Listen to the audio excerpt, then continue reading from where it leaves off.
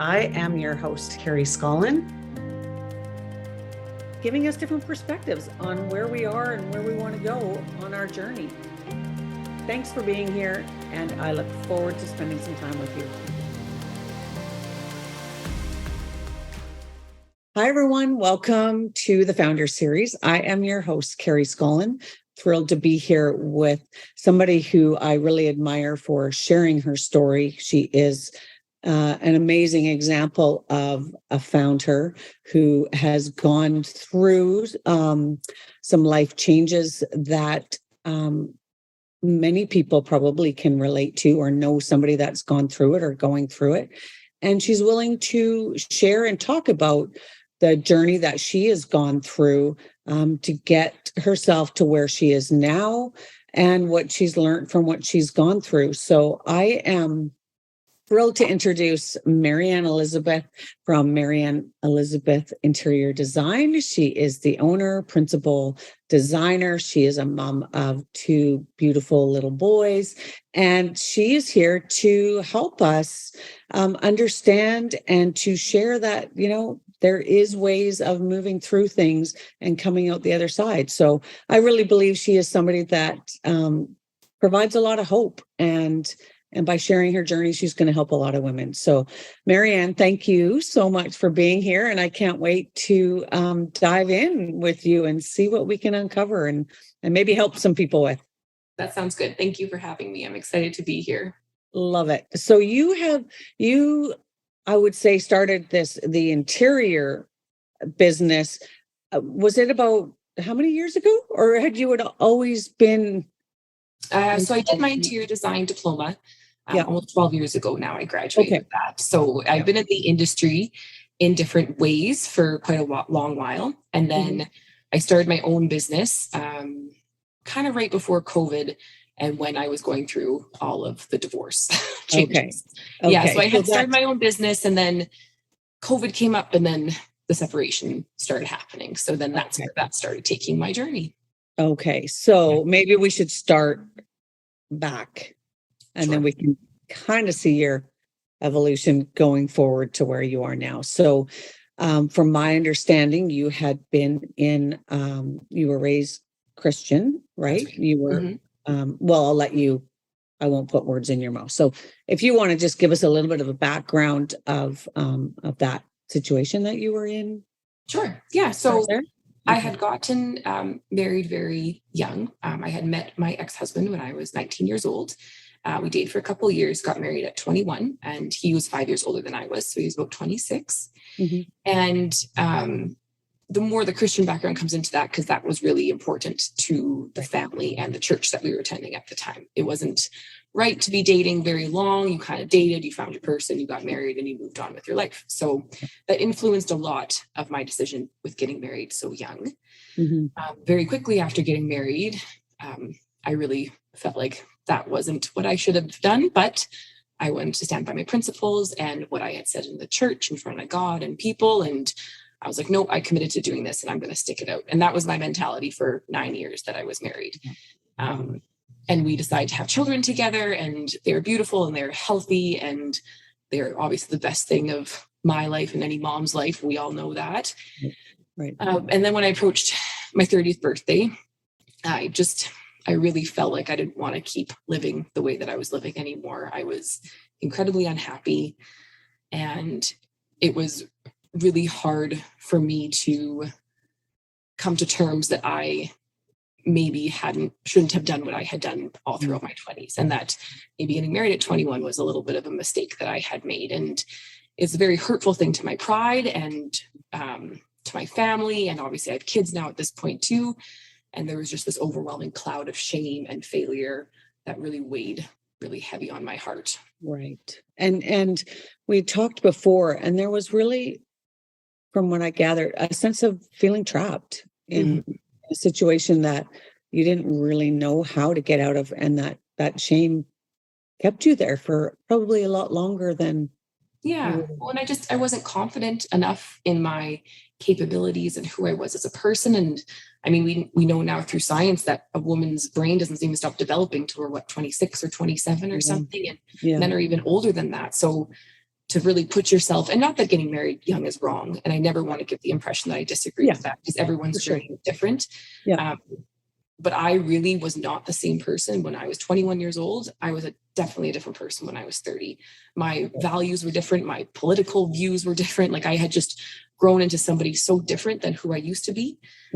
I had gone to a very Christian school, growing up a private Christian school. I was at church every Sunday. Women were very much homebodies and stay-at-home moms. And that was really the future I'd seen for myself. That was the future, or that was how I was raised with my parents too. And so, but then when I started working and I had a career and I loved that lifestyle, and then when I became a mom and I was like, oh, I don't think I actually want to be a stay-at-home mom. Like, this isn't really my journey. I really started coming into my own of who I wanted to be as a person. And meanwhile, while all that was going on and learning how to be a new mom and a working mom, my marriage was just getting worse and worse in the background. And that was really hard to try to figure out what now does my future look like. Right. And when you talk about your marriage, I found it really interesting, because I asked you, like, how would you determine, and maybe a label doesn't even need to be put on it, but, I said, or I asked if you resonated, was it, domestic violence, domestic abuse? Sometimes even putting a label on it was too scary. That's right. Yeah, it was really, it wasn't healthy. The communication wasn't good. There was alcoholism involved. There was a lot of emotional abuse going on, very unfair fights. There was name calling. There was so much toxicity, and it almost felt like it was the everyday life that I was living, and I didn't know how to fix it. And anyone who's been with someone who has an addiction, you realize that no matter how much you beg that person to get a handle on their addiction, until they're ready to do so, nothing is going to happen. And I was fighting this fight for somebody every single day, and it got me nowhere. Like, all it did was deflate me. And then the lies started, because obviously then everything was being hid, and there was no trust. And then when there's no trust, like, there was no relationship left, and it was mean and it was unkind. And I have 2 young kids that I'm trying to protect. And then I had no one to take care of me. And so I had to start taking care of myself. And that meant really distancing myself and saying out loud, this isn't what I want anymore. Yes. And I love that you say that, because you kept it to yourself for a long time, because of being judged and disappointing people. And that's not the path that you thought you would be going on. And so it took a long time for you to even admit to people, even though you said, some people knew something wasn't right, but nobody really brought it up either. Right.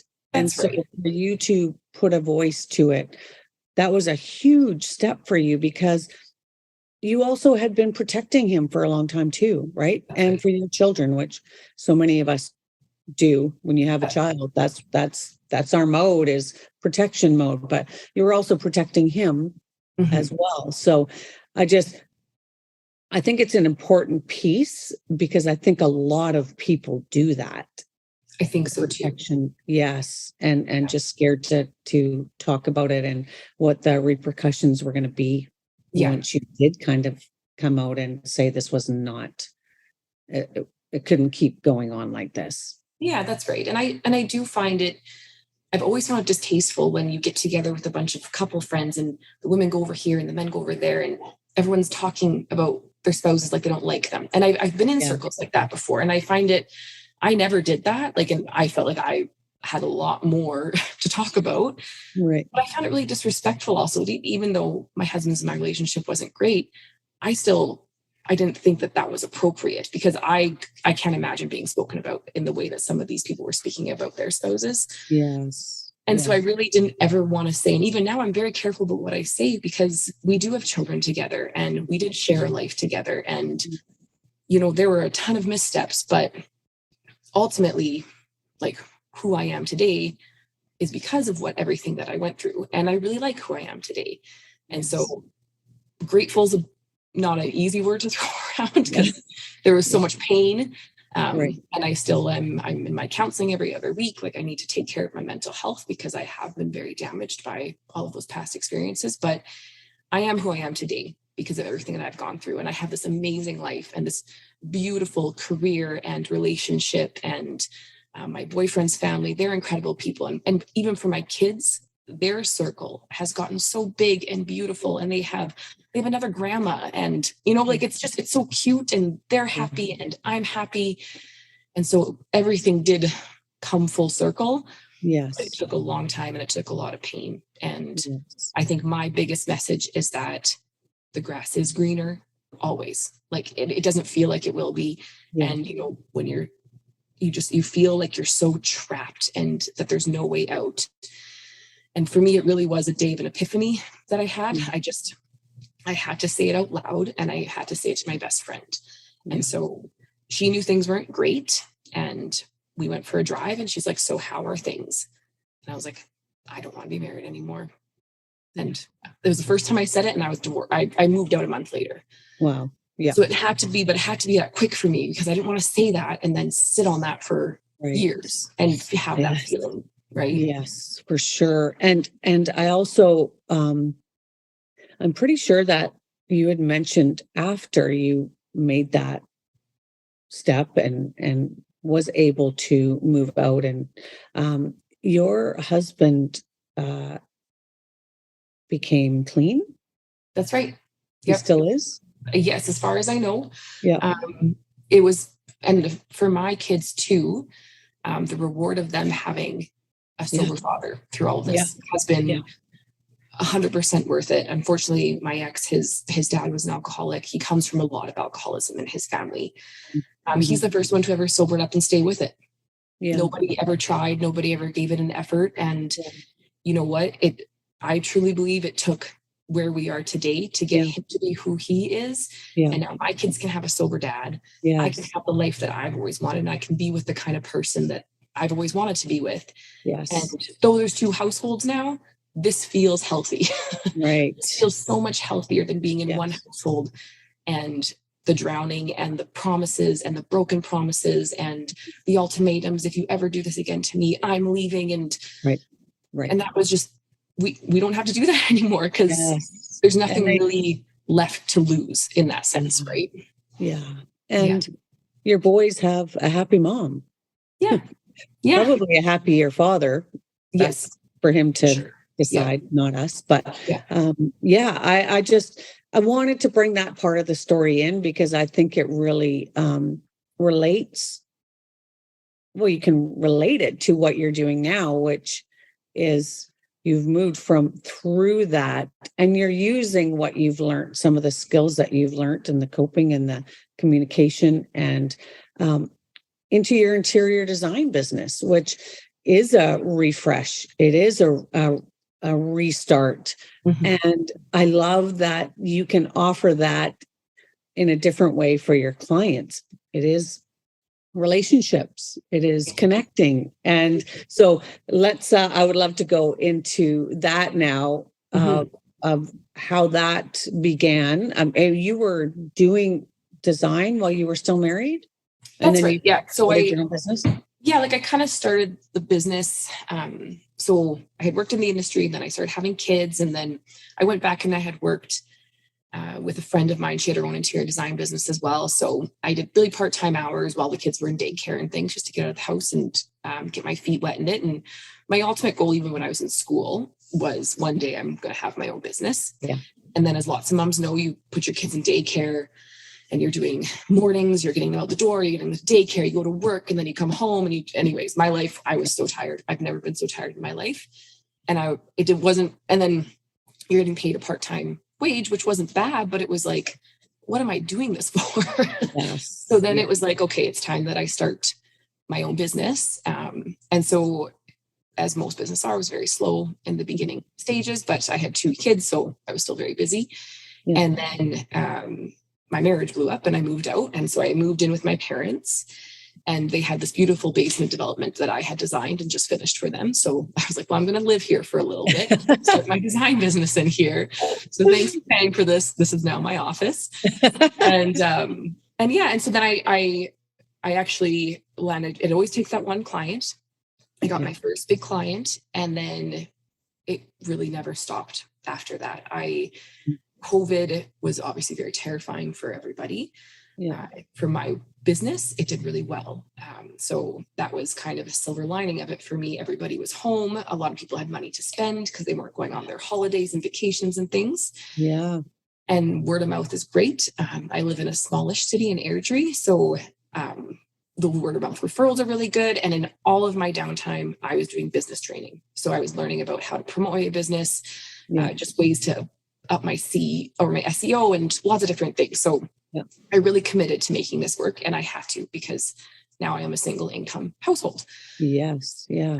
And I think even that too, that fear of now my bank account went from 2 accounts to 1 account, and I have 2 kids. I've always been a hard worker, so I never doubted my work ethic, but it was just getting the clients. And so I went, and I introduced myself to people in the industry in Airdrie, and I started making a name for myself, and then you just start getting that turnover.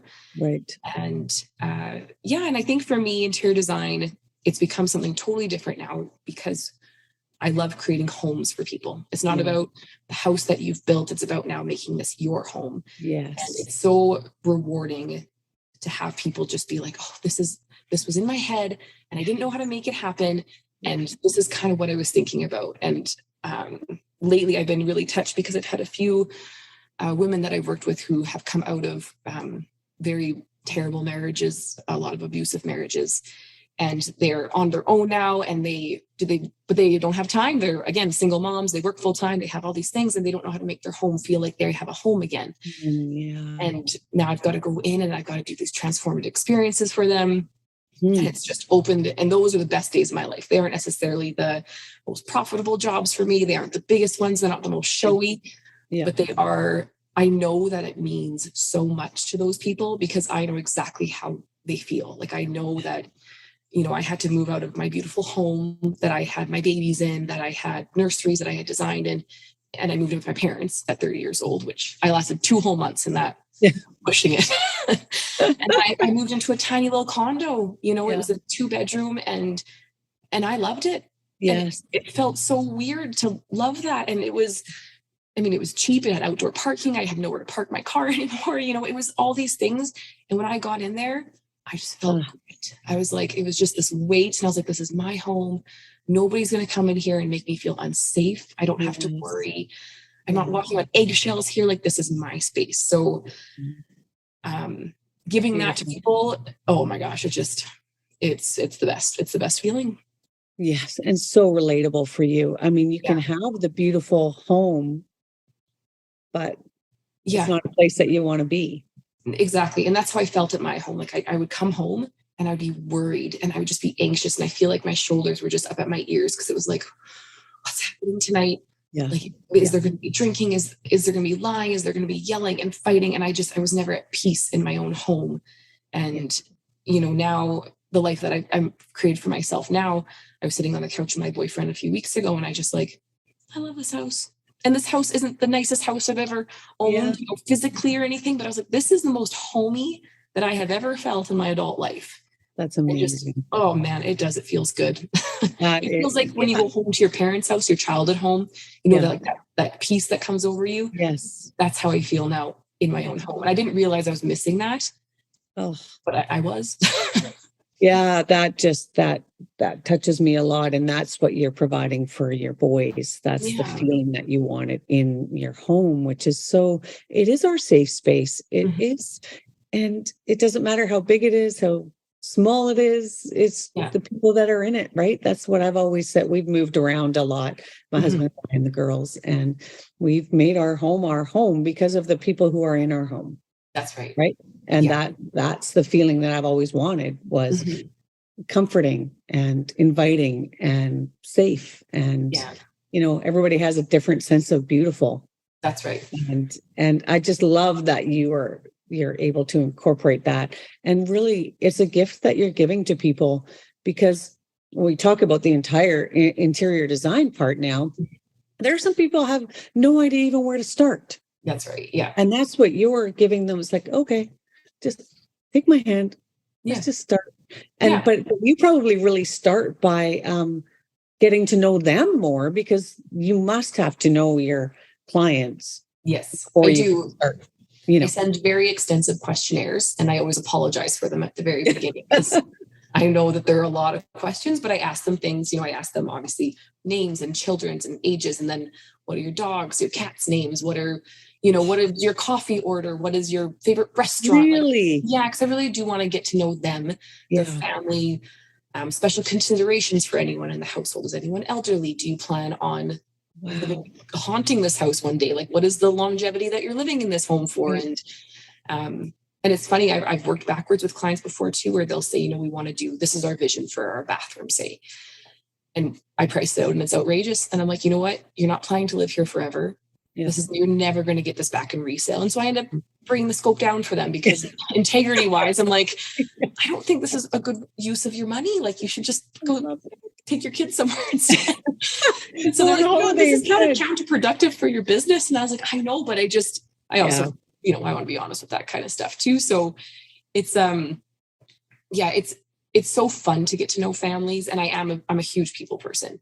And especially I'm really trying to keep my business as localized as I can in Airdrie. And I like seeing my clients when I'm at the grocery store, or I see them at the pool, and it's so nice to just be like, oh, hi, and to have a good relationship with them too. It's not just like I came and I did some work and I left. Like, I want to continue a lot of these relationships because I really intrude on people's lives for months on end. Sometimes it feels like, right? Especially when we do big renovations. I am there a lot. And good point. Yeah, we talk, we hang out a lot. So I want to have a very strong relationship with a lot of my clients. And their coffee order, so you can bring that. And I bring them coffee, and we meet for coffee, and there's always a lot of coffee. I love that. It just feels like a full circle moment for some reason, that you've taken a situation, you've worked through it, you're still working through it. None of this work is ever done. That's right. Yeah, it's a long time. It's going to be for the rest, probably of my life. Well, the kids' life, for sure, right? Yeah, probably. I have the same, I'm continuing to work and uncover and find something else that pokes me that I've got to look at. So I think it's a never ending journey, but one that I'm all in for. And I love the renovation too. And I don't know if you get this, but it's kind of similar, I would say, is we just want our bathroom done. So I just want to focus on that one area. And then you do that area and they're like, well, maybe you could come in, maybe you could do something in the bedroom. And then the kitchen happens. So usually there's always one when you uncover or you see how beautiful one piece can be. It makes you want to go and look at the other areas. So I'm assuming that's sort of what the design is like. I know that happened to me because we got our bathroom done, and then I'm like, then we did our kitchen. It was a never ending, but when something looks and feels so much better, it's like you just want more of that. That's right. Yeah. And it is a snowball effect. And that's the ultimate goal, is that you get, referrals are my favorite new client, obviously, because that means that someone was saying nice things about me. So and those always start off as a really good first step, and we have something in common right away because we know somebody the same. And so it's a great icebreaker when you have those sorts of relationships. And I bet. And you do good work. That's important too. You do good, hard work, and you work hard to get to a certain point in your life. But none of it comes easy, and none of it comes without a lot of stressful nights. And this isn't just work or past relationships or kids. When you encompass everything together, owning your own business and going through everything, it's a lot. It weighs you down a lot too, but there's a lot of rewarding experiences about it too. But you just don't know until you ever try, and if you are going to try, you have to try hard. It isn't just going to happen. And you have to put in a lot of the work and a lot of the overtime. But for me, it's been the right path. And I'm internally grateful for all of it. Well, and I think so much of what I try to bring to people is that to find something that lights you up doesn't mean it's going to light you up every minute of the day that you're doing it, but it's something that you feel passionate about because of what can come from that work, right? Like for someone to walk in and just go, oh, I'm home. Like have that feeling, and proud to bring people over That's And right. there's so much mental Yeah, I mean, that's where you space. spend your Yeah. time. And I think if anything, COVID taught us that we're a lot more comfortable being at home. I think a lot of Yeah. people too, because we learned how to be at home. I think before it was, I actually the other day, I don't miss COVID, but I was like, I kind of miss lockdowns. Yeah. Like just like everyone take a beat, just Yes. go sleep for a little bit. Like, cause it just, we pile our schedule as full as you possibly can. Yeah. And then all of a sudden you feel like you're drowning because you're so busy and there's this, and this is all going on. Yeah. And sometimes I just miss that. Just like, we're going to shut the world down for a couple of weeks. Yeah. Take a beat and relax. So But so when it comes to home, it's like, I think people are like, actually my home is important because my mental health, a lot of it is spent at home. The greatest memories are usually at home. Like for me, that's where I think of the happiest days are always when I'm at home and I'm laughing with my family and running a fire outside. The kids are tobogganing. Like those are such great days. And, but if you don't, but you invest in your house then too, right? Right. Yeah. But like you said, there's things that you can do that can bring that budget down and still make a huge difference in 100%. In your house. I think we only have like 4 more minutes. So I would love to, do you have, what would you say? Some tips on even where to start if you're thinking about doing some renos in your home? The more information they can come with to you must be a big help for you. Or do sometimes they come and then you actually is not what they wanted when you dive in a little deeper? I'm not sure. Yeah, I mean, most people know, like, we want our kitchen done. It's like we bought a house that has yellow oak cabinets, and we definitely want them done. So, tips on how to get started is just, Pinterest or House are great places to visually start really communicating your visual style, and then reach out and talk to a designer first before a contractor. Is if you want to budget for a designer, obviously I'm biased. I think you should always hire one, but you're going to spend a lot of money probably if you're doing a big renovation. Right. And renovations are incredibly stressful. You always hear the jokes that renovations ruin marriages. Yes. What that stress is because you don't know what to pick. The contractors, your plumbers, your electricians, they know what to do. That's what they're trained to do. But to pull the vision together is incredibly daunting. And to pay someone a fee so you don't have to pick one thing. And all I do is I send you a questionnaire. You send me your Pinterest or your house boards. I'll pick everything for you. We will book a big design meeting. We'll have coffee. We'll chat. I'll show you kind of what to do. And then either those clients can take that and give that to their contractor. They can execute it. Or you can hire me and I'll project manage the whole thing and I'll oversee the entire renovation for you. Yes. But it takes so much. It's a huge stress because unfortunately in the construction industry right now too, nothing is cheap. Things are inflated. Everything's inflated. Strawberries are inflated. Yes. And so I find that if you budget 10% of your budget for design fees and services, you're never going to look back at that and be like, what a waste. It'll save you so much stress because your husband wants blue cabinets. You want red cabinets. Yeah. It's to make that decision, right? Like it's a really, and it happens. And I've had to sit there while husband and wife bicker about certain things. And, but I always tell them my goal is to bring both your visions together. Yes. And we can. Yeah. Like it's not like the wife gets her kitchen and the husband doesn't get a say. Like we can balance this out for sure. But you both have to. Is that the hardest part? Sometimes. Is that the hardest part? Yeah. Like it's just people have two completely different styles and then you're trying to mesh them to give everybody what they want. That's right. Yeah. Like I get a lot where it's like, well, I want, like a lot of women love like magazine worthy, bright white kitchens, right? And they're so beautiful. They're classic and they're timeless.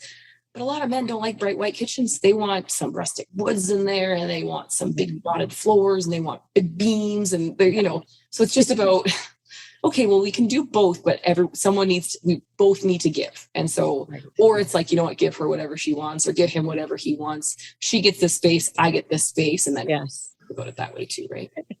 That makes so much sense. So I would say that's probably your biggest tip then is just get some ideas of what you want. Yeah. And I know you're biased, but I completely agree with you that I know what I like. Yeah. But I don't know how to put it all together. That's right. So to have somebody like you I would honestly even go out to say that you would save them money in the end, because if they do make decisions that they don't like, that is going to be extremely costly. That's right. And then you get the house, you get everything you want when you hire somebody as amazing as you. So I just want to thank you so much. We are out of time, but I love what you're doing internally and externally. I think you're the whole package. I think you are somebody that's making a difference in the world, and those are the only type of people that I have on this show. So I really appreciate you sharing your story and the work that you do. I think you're making a difference, maybe even more than you realize. So, well, thank you. I appreciate that. Thank you for that. And for all of you who are watching or watching the replay, thank you so much for being here. And always know that you are more than enough. We'll see you next week.